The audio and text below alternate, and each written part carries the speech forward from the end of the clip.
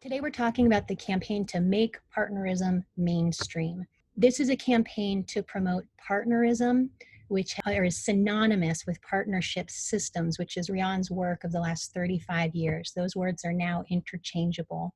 The campaign is to promote partnerism, Rion and her work, and the Social Wealth Index, which is the emerging chapter of the work of the Center for Partnership Studies. The first place to start in understanding what partnerism is and what partnership systems are is this. This is the Eisler Partnership Domination Social Scale. And on one side of it, on domination, its hallmark characteristic is that there are in-groups and out-groups. And it's hierarchical. We have inequality. One of the main tenets of domination systems is that they ignore the economic value of caring, which I'll share more about. And in order to keep these hierarchies of domination in place, domination systems require violence and abuse.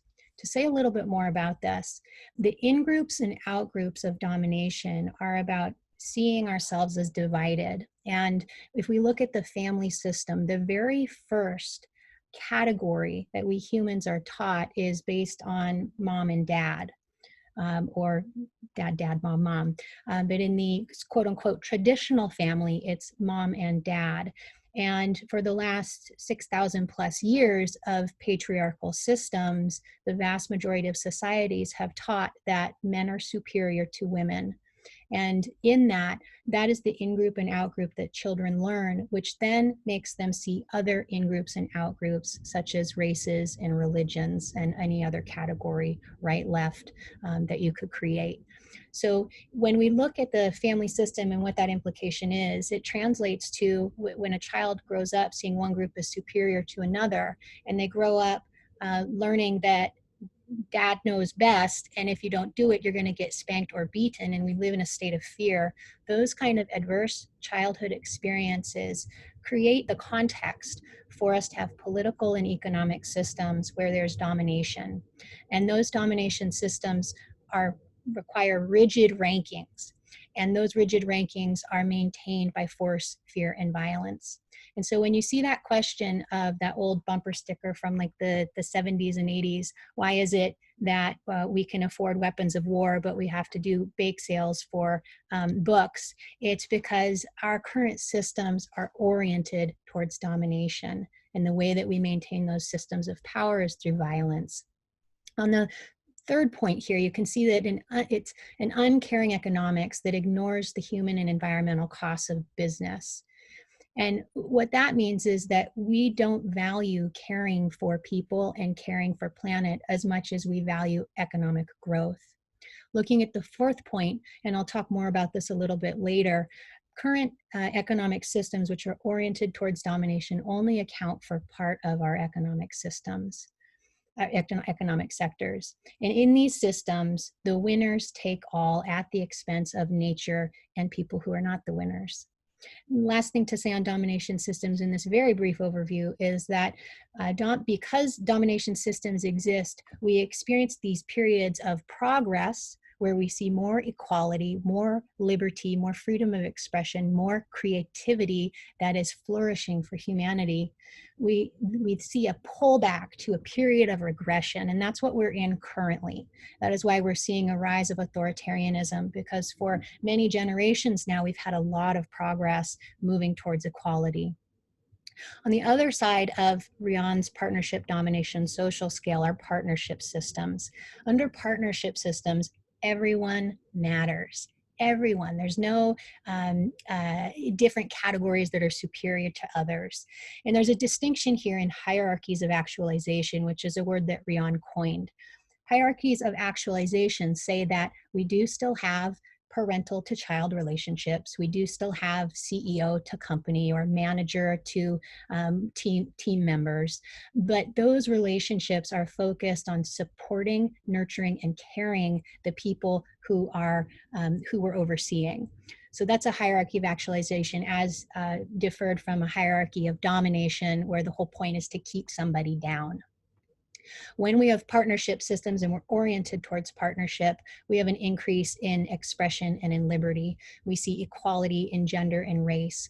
And very importantly, we see that care is valued economically. And we're not just talking about the economy of care as in healthcare, we're also talking about the economy of caring for our planet and the economy for caring for people in general.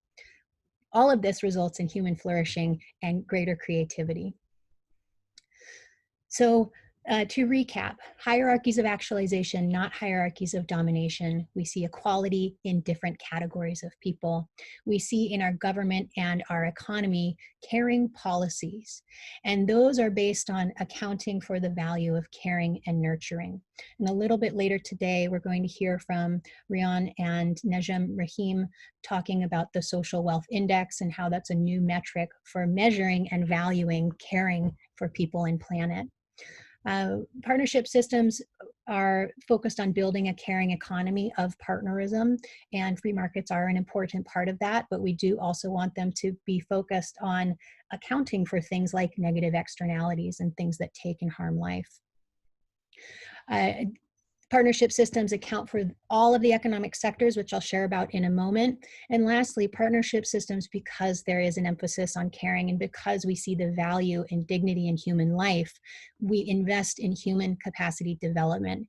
If you think about it, the way that you have an economy thrive is based on the quality of education that people have received, their capacity to be able to create and invent and imagine new possibilities for humanity and for our planet. And that happens as a result of investing in people from the time that they're born until the time that they're old. So the definition of partnerism, and again, for those of you who have been around with Center for Partnership Studies for a long, long time, you will know this work as partnership systems. Partnerism is defined as a socioeconomic system in which all relationships, institutions, policies, and organizations are based on principles of equitable partnership that support linking rather than ranking, and hierarchies of actualization rather than hierarchies of domination. I do want to say, if you were going to summarize this in one very short sentence, you could say that partnerism is a socioeconomic system that values caring for all people and planet. But there's so much nuance to it that that simple sentence doesn't fully cover it. So this is one part. There's 5 points here to share with you. The second is it's an opposite of a domination system. So the hierarchies of domination require force and fear in all areas of humanity, from families and education all the way up to our economics and our politics. The third point is that partnerism is a perspective required to develop our human capacity to care for people, no matter what their distinctions are or the categories are that they belong to. And it's also the perspective required for us to develop our capacity to care for nature. Partnerism is also a new social category that transcends conventional ones, such as capitalism and socialism, such as political categories, religious, secular categories, Eastern and Western. We have so much division in the world, and this is part of why this work resonates so much with me and the other people who have helped organize this campaign and this event, is that we really see this as a unifying system for humanity where we can move beyond infighting because of differences. The last part of partnerism is as a system in which the work of caring for people, which is often underpaid or not paid at all, starting in infancy, and caring for nature is highly valued. And not only that, it's rewarded in the market and the non-market economic sectors. And it doesn't matter who does it. Because right now we have in the world, 51% of the population is women, and the highest segment of the population that lives in poverty is women, because caring for the youth and caring for the home goes unpaid, and the economics are often controlled by the man in the family. So I mentioned this already, that we are in an evolution of partnerism. Rian first coined partnerism in 2007 in her book, The Real Wealth of Nations. She used it initially to describe an economic system. So we have capitalism, we have communism, socialism, and now partnerism. And we are now integrating the word partnerism to have it be more holistic, to represent the entirety of partnership systems. So partnership systems and partnerism are synonymous. So what about capitalism and socialism? How does this relate to those? So the thing about this social scale and what's so elegant about it is that all human systems exist on this scale. And it's not, no system exists on it in terms of a binary. We don't have a 100% partnership system. We don't have 100% domination system. Every system is somewhere along the scale. Right now, our economic systems are very much oriented towards domination. Our political system, starting with the executive branch, is very much oriented towards domination. And our work here today is to continue to nurture the soil for new seeds to grow that help us orient towards partnerism and partnership systems where everyone matters and the caring for people and nature is valued. So the current economic map, I've mentioned in the beginning that domination systems only account for half of the economic sectors. This is from Rian's book, From the Real Wealth of Nations. So currently what we include are, and what we account for and what we see as valuable is the market economy, the government economy, and then the illegal economy. And our GDP really only accounts for market economy and government economy. The bad thing is that GDP doesn't, well, first of all, this economic map doesn't include the life-sustaining sectors, but GDP also includes so-called productive work that harms life and harms our planet. Rian's vision of this, the partnerism economic map, is integrated, and it includes the unpaid community and creative economy. It includes the household economy and the natural economy. In sum, this campaign, Make Partnerism Mainstream, is about this. Partnerism includes everyone, and that's the message that we want to take out through this campaign. So to tell you about the campaign and why we're here today, what the goals of it are, we are running this campaign for 18 months. We're going to talk about today through the end of this year. The goals for this year, 2020, can be summed up as 100, 50, and 3. 100 represents, we want to engage 100 members from the TED community. And that can be TED as in an archetype, somebody who's really curious, who has a platform, who loves to share, and who is passionate and loves to share this kind of work. 50 represents engaging 50 intersectional leaders. And what are we looking for those 150 people to do? We'd like them to mention partnerism, mention Rian. We'd like them to write about Rian and write about partnerism in the campaign. And we'd like them to interview Rian about partnerism and partnership systems. Our next goal is 3. We're looking to publish 3 articles in the mainstream press by the end of this year.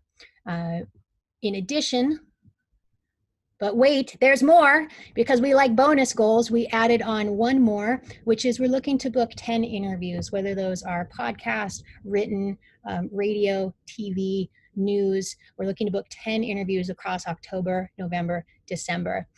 So the required tools for building this movement, one thing that is needed is partnerism ad content. So if you are a designer or you have access, if you're a professional designer and you have access or you have access to people who can create professional design work, we're looking for animated videos, social media assets, and other digital promotional materials. We're also looking to create audio content. So if you have access to audio engineers, we're looking to make content from Rian's talks and audio recordings. We're looking for access. I mentioned that we're going to publish 3 articles in the mainstream media. If you have media contacts, we would love to be introduced. One area where we need help right now is we have 2 people working on a Wikipedia page. The draft is getting completed, and we're looking for a way to fast track that to be posted on Wikipedia. So if you have a contact there, or if you're very skilled and savvy and you've gone through that process before, please sign up to help us with this. And lastly, we need people. That's you, talking about the work, sharing about the content, volunteering your time to help put on events like the summit, volunteering to help organize other things, and very importantly, giving in-kind professional services. One of the things that we're looking for is a professional social media manager who can post lots and lots of partnerism content. Finally, Partnerism website. With that, I'm going to turn it over to my longtime friend, Nancy Giordano, who has been a wonderful collaborator on this project. Nancy is the founder of Play Big Inc. She also is the co-founder of the Femme Futurist Society, and she is one of the most brilliant-minded people that I know, one of the most positive, optimistic, and she's also a fast talker, and I love her so much. Nancy, would you please come off of mute and share with us about the website? I am thrilled to talk about the website and thrilled to be part of this. The purpose of this website that we did in collaboration with Pete Cork, who's on the call as well, and his team at Catch Communications, who are phenomenal and have also been longtime partners with us. Because in order to get people excited about this, we want to have a place for them to land and a way for us to be able to have a tool to be able to share more actively. So just in a minute or two, I will say the logo itself was taken directly out of work that, again, Rianne and the CPS team had created, in which they contrasted against a domination model, which is a hierarchy. And this is a dodecahedron. But it was really designed to have that sense of inclusiveness, right? And the nodes were very thought out, and the elasticity between the nodes we spent a lot of time on, and the colors to make sure that one color did not dominate when it got to the node versus the other.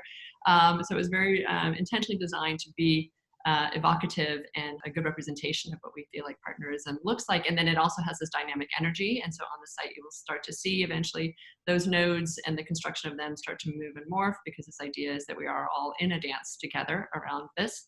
And it opens with just some key tenets and key kind of sort of cheers around what this work means and the really important pieces of it, and then it works its way down. So we won't take you all the way through the site now, but really the intent of it is to draw you in, hopefully give you enough information that you get to feel confident in understanding this, resources where you can learn more, a place where you can actually become more a part of it. And then most importantly, which Pete wanted me to make sure I mentioned, is that there's a registration link at the bottom. So if you guys could find your way to the bottom of the site and just give us your information there, that's where we will continue to start to build out this community and make sure that you're part of all the communications that we share from now on.